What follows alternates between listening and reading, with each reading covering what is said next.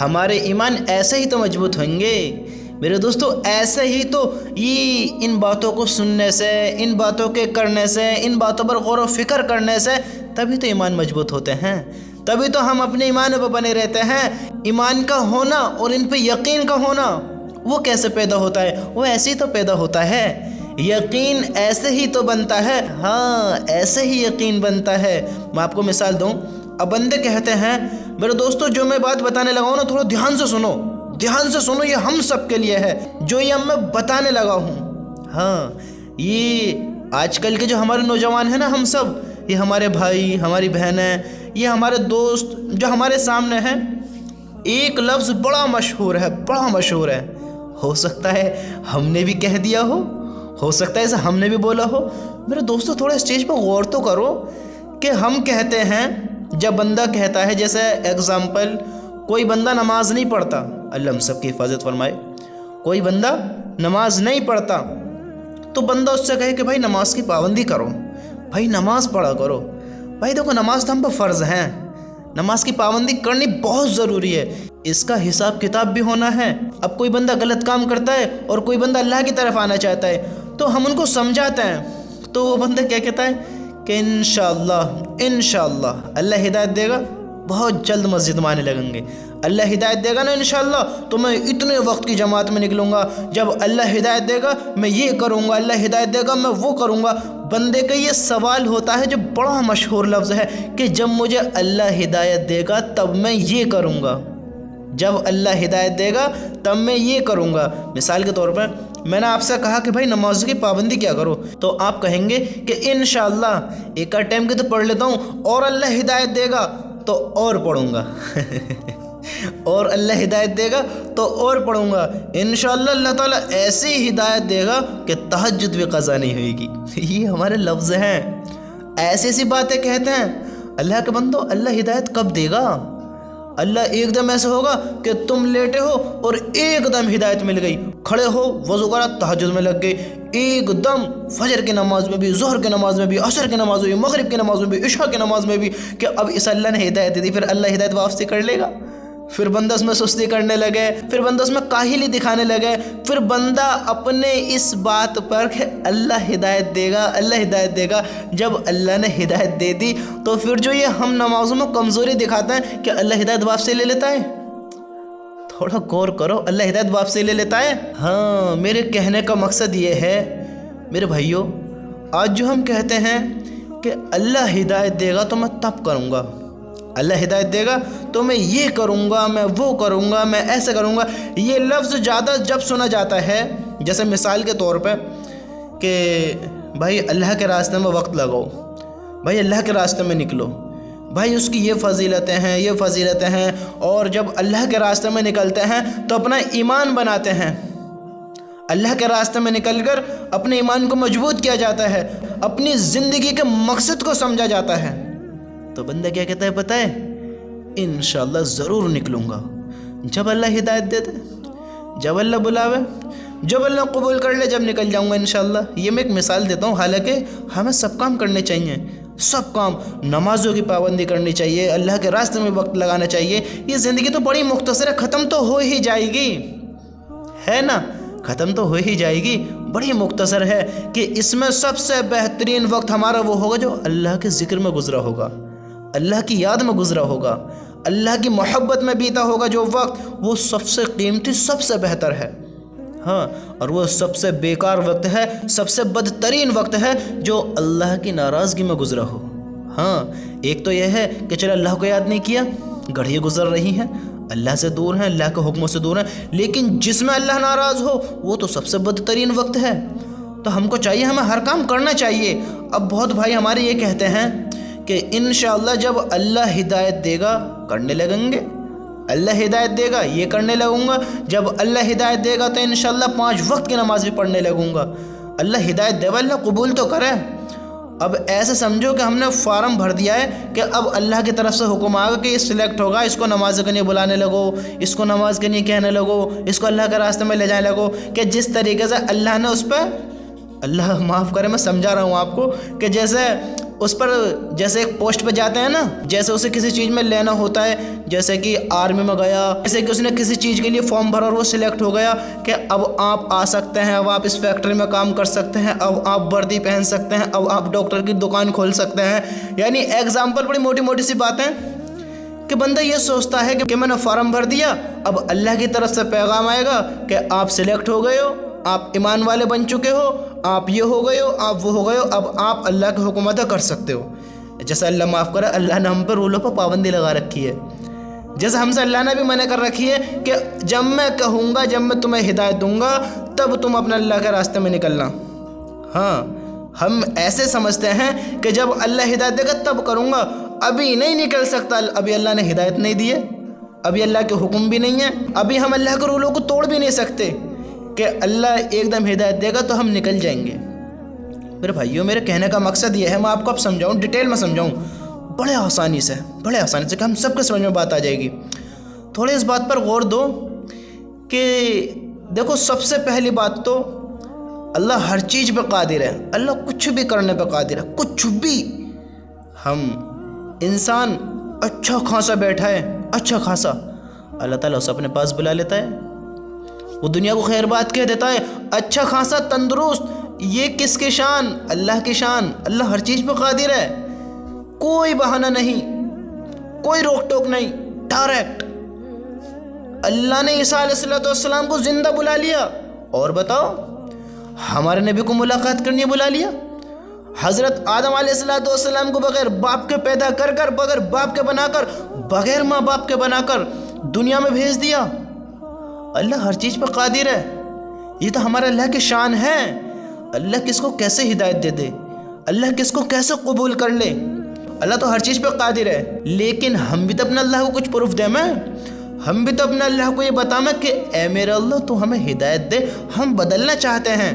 हाँ, ये सच है कि अल्लाह ही हिदायत देगा, हम तभी कुछ करेंगे।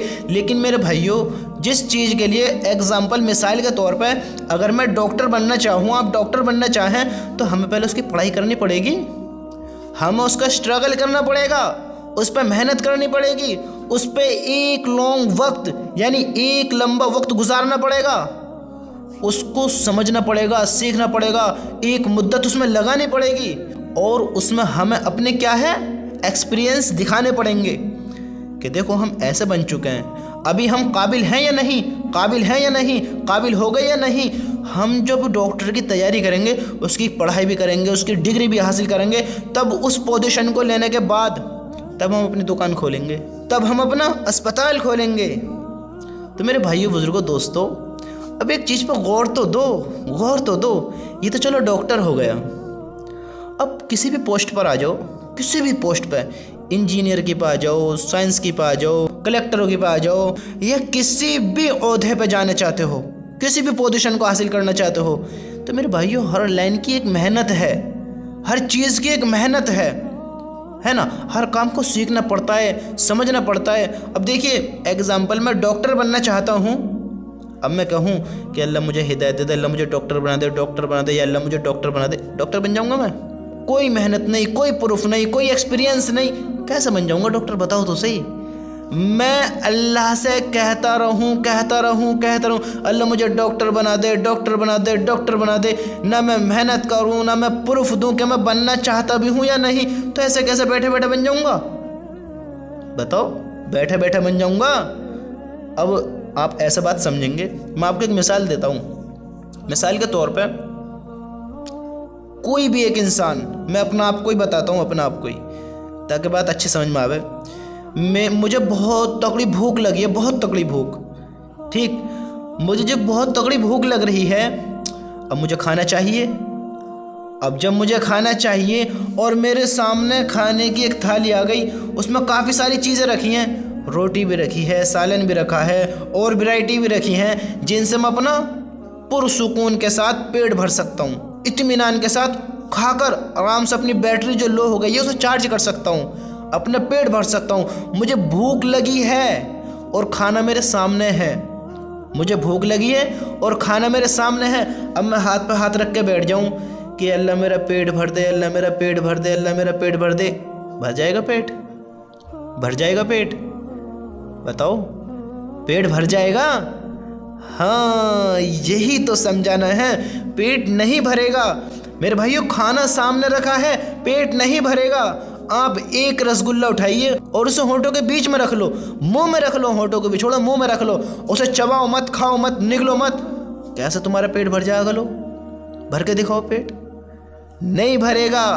अगर आपको मुझे किसी को भी पेट भरना है तो इन हाथों को हरकत देनी पड़ेगी, निवाला तोड़ना पड़ेगा, उसको सालन से लगाना पड़ेगा, मुंह तक पहुंचाना पड़ेगा, और इन दांतों के जरिए जो अल्लाह ने 32 दांत दिए हैं इनसे चबाना पड़ेगा। हाँ, चबाना पड़ेगा, और मेरे भाइयों से निगलना पड़ेगा, तब जाकर पेट भरेगा। जब तक हम उसे खाएंगे नहीं और हम कहते रहें अल्लाह पेट भर दे, अल्लाह पेट भर दे, अब तो अल्लाह खाना भी सामने है, या अल्लाह पेट भर दे, अब तो खाना भी पास में है, खाना मेरे हाथ में, अब तो पेट भर दे। कैसे भर जाएगा जब तुम उसे तोड़ोगे नहीं, खाओगे नहीं, निगलोगे नहीं? कैसे पेट भर जाएगा? और हम कहें या अल्लाह हमें हिदायत दे दे, या अल्लाह हमें हिदायत दे दे, अल्लाह हिदायत देने वाला है, अल्लाह जब मुझे हिदायत देगा तो मैं ये करूँगा, अल्लाह मुझे हिदायत देगा तो अल्लाह के रास्ते में भी निकलूँगा, अल्लाह मुझे हिदायत देगा तो मैं फ़ला इल्म भी हासिल करूँगा, अल्लाह मुझे हिदायत देगा तो मैं फ़ला काम करूँगा। अल्लाह हिदायत देगा। अल्लाह को कुछ मेरे भाई प्रूफ भी तो दो कि हम बदलना चाहते हैं, हम इसकी मेहनत भी तो करें, हम इसको समझे भी तो सही कि हम वाकई अल्लाह की तरफ आना चाहते हैं, वाकई अल्लाह के काम को करना चाहते हैं, वाकई हम अल्लाह से मोहब्बत करते हैं। हम अल्लाह को प्रूफ भी तो दें। मैं बताओ तो सही, ये कैसी अक्लें हैं कि जब अल्लाह हिदायत देगा तब मैं नमाज पढ़ूंगा, जब अल्लाह हिदायत देगा तब मैं नमाज पढ़ूंगा। मेरे भाइयों, 1 टाइम की, 2 टाइम की, 3 टाइम की, 4 टाइम की, 5 टाइम की, उनमें से कुछ तो अदा करो, कुछ तो अदा करो, और फिर अल्लाह से कहो ए अल्लाह मुझे 5 वक्त का नमाजी बना, मुझे 5 वक्त का नमाज का पाबंद बना, और मेरी नमाज़ों को कबूल फरमा। तब अल्लाह से कहो। फिर अल्लाह भी तो देख रहा है कि मेरा बंदा मेरे पास आ रहा है, सजदे कर रहा है, दुआएं मांग रहा है, और मुझसे कह रहा है कि मुझे 5 वक्त का नमाजी बना, तो अल्लाह भी उसे हिदायत देगा। तब अल्लाह उसे हिदायत देगा कि मेरा बंदा वाकई पाबंदी करना चाहता है, नमाज़ों का हक अदा करना चाहता है, नमाज पढ़ना चाहता है। हाँ, अगर हम खुद को बदलने की कोशिश नहीं करेंगे तो हम कैसे बदल जाएंगे? अब हम ये गुमान करें कि अल्लाह एकदम बदल देवे तो हम इतने नेक कहाँ हैं, कहाँ हैं? अब एक बात तो बताओ, मैं आपको एक मिसाल दूँ। अब देखिए, आप किसी के पास काम करते हैं, यानी आप किसी के खादिम हैं, यानी किसी के नौकर हैं, आप उसके पास काम करते हैं। अब मेरे भाइयों एक बात तो बताओ, आप उसके पास काफ़ी टाइम से गए नहीं, आपने उससे बातचीत नहीं करी, आपने उससे बात बिगाड़ रखी है। समझते हो बात पर थोड़ा गौर दो जो मैं कहने लगा हूँ। आप उसके पास काफ़ी टाइम से पहुँचे नहीं, आपने उससे काफ़ी टाइम से बात नहीं करी, आपने उसको याद नहीं किया, आपने उससे बात बिगाड़ रखी है, और उसे पता भी है कि वो आपसे नाराज़ है, और आप अपने घर पे बैठकर ये गुमान करो कि फ़ला मुझे 1 लाख रुपए भिजवा दे, फ़ला मुझे ये चीज़ें भिजवा दे, फ़ला मुझे ये हाजत की चीज़ें भिजवा दे। अब आप ये गुमान करते बैठे रहो, करते रहो कि फ़ला भिजवा देगा वो? बताओ, भिजवा देगा? ऐसे ही तो बातों को समझते क्यों नहीं है हम लोग?